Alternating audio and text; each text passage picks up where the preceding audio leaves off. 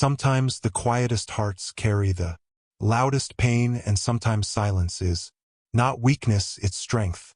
This is the story of a boy named Ravi who lived in a small village surrounded by golden fields and whispering winds. Ravi was not like the others. He spoke less, smiled softly, and listened more than he talked.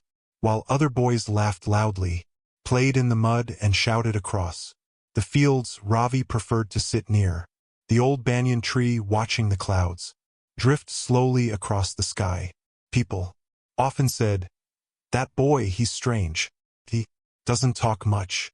Some even laughed. Others ignored him. But what they didn't see was the storm that lived quietly inside him.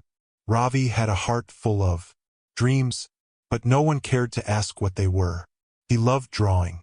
He'd draw birds, trees, stars, and faces filled with stories.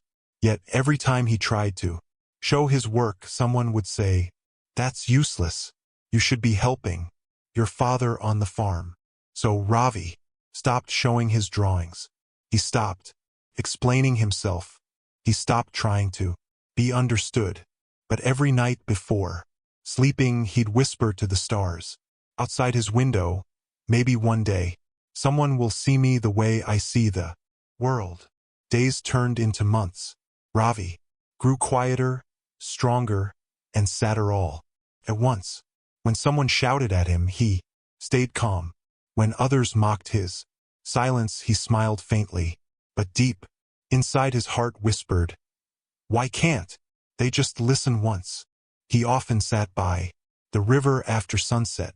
The sound of flowing water was the only thing that seemed to understand him. He'd throw a small pebble into the river and say, "This is how my thoughts feel. They fall, they sink, and no one sees how deep they go." One day something happened in the village. A strong storm came. Lightning, thunder, rain. The crops were nearly destroyed, and people rushed to save whatever they could. Ravi's father got trapped near the old field wall. The other villagers were afraid to go. The wind was fierce, the water rising fast. But Ravi, he didn't shout. He didn't panic. He just ran, silently, swiftly through the rain. He climbed the slippery stones, pushed through the muddy water, and reached his father. With all his strength, he pulled the man out, his hands trembling, his eyes filled with tear.